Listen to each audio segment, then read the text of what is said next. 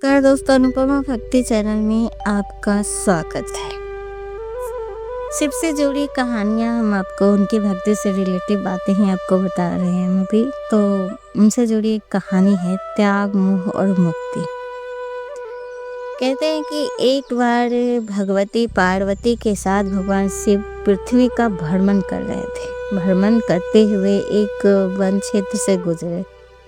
One क्षेत्र में वृक्षों की संघरमाला के मध्य उन्हें एक ज्योतिमय मानव कृत दिखाई दी।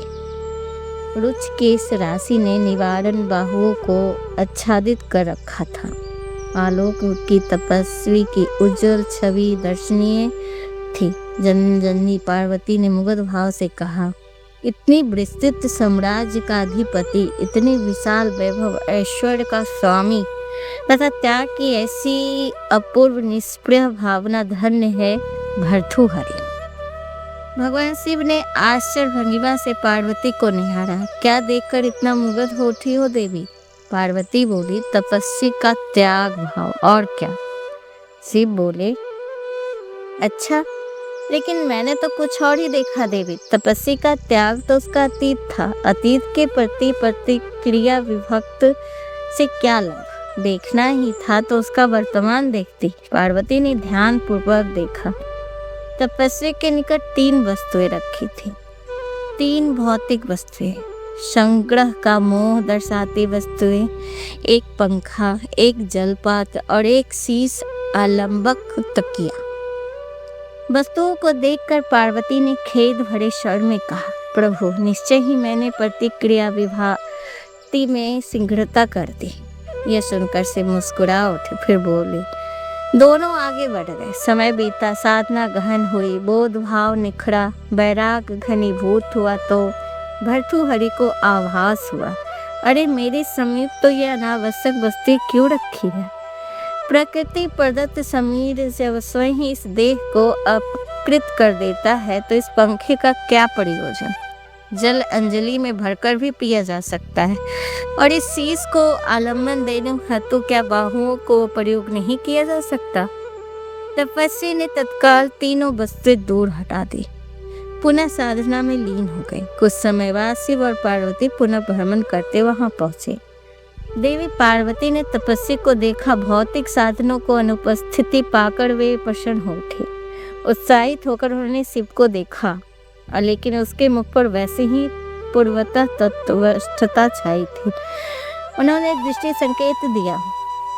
पार्वती की दृष्टि तपस्वी की ओर मुड़ गई। उन्होंने देखा भर्तृहरि उठे, अपना भिक्षा पात्र लेकर अति शीघ्रता से ग्राम में सीमा में प्रवेश कर गए।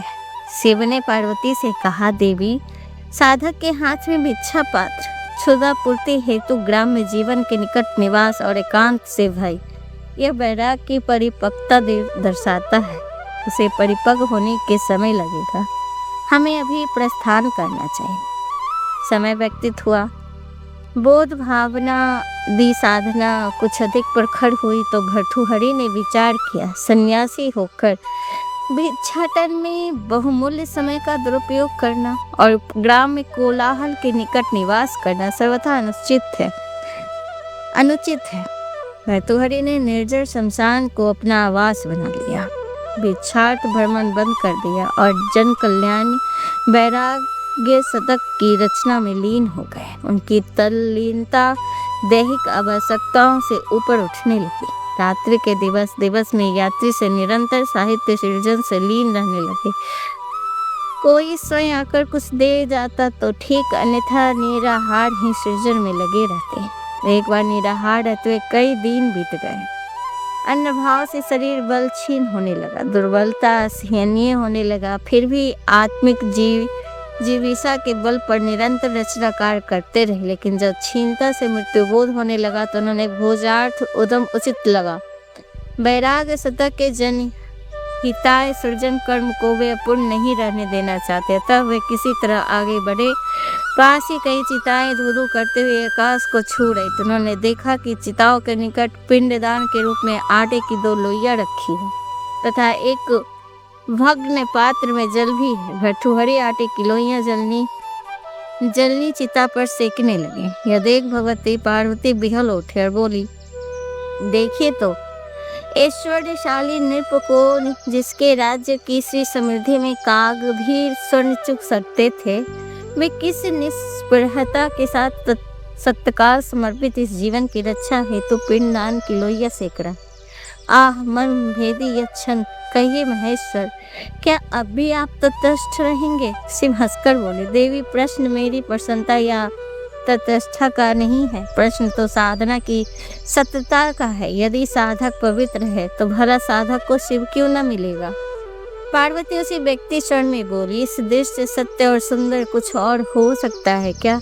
आश्चर्य है, सहज की मुग्ध हो उठने वाला आपका भोला हृदय इस बार यूं निर्विकार क्यों बना हुआ है? देवी व्यथित न हो, आप स्वयं चलकर साधक की साधना का मूल्यांकन कर ले और तब निर्णय ले तो अधिक श्रेयकर होगा।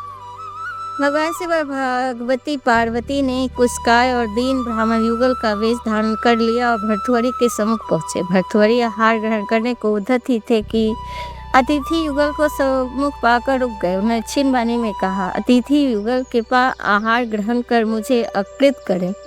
शिव बोले, साधक आहार देकर वो इच्छा को जागृत हुई थी, लेकिन हम कोई और मार्ग खोज लेंगे। क्यों प्रियवर, कोई और मार्ग क्यों? क्योंकि इस आहार की आवश्यकता हमसे अधिक आपको है। हाँ तपस्वी, इस आहार से आप अपनी क्षुधा की तृप्ति तो करें, हमारी तृप्ति स्वयं ही हो जाएगी। पार्वती बोली, नहीं माते, मेरे समझ आकर भी आप अतृप्त रह जाए ऐसा मुझे स्वीकार नहीं। दोनों रोटियां ब्राह्मण युगल की ओर बढ़ाते हुए भर्तृहरि के मुख पर दान का दर्प मुखर हो उठा। माते, आप मेरी दृढ़ता से परिचित नहीं हैं। अपनी दृढ़ता की समझ जब मैंने अपने विशाल और ईश्वर संपन्न राज्य तथा था अमृत श्री संपत्ति को त्यागने में एक क्षण न विलंब किया, तो क्या आप इस पिंडदान की लोहिया का मोह करूंगा?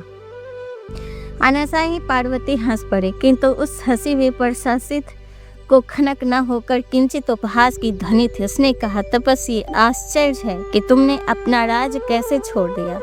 साधु वेश धारण करने से तुम्हारी बुद्धि अभी तक वाणिक बिनती से भौतिक वस्तुओं की माप तौल पर टिकी हुई है। तुम मोह से निर्वृत्त अदम्भ करते हो, लेकिन इतना अच्छा होता कि तुम राज त्यागने के स्थान पर अपनी तथा कथित निर्मोहिता के अहंकार से मुक्ति पा ली होती।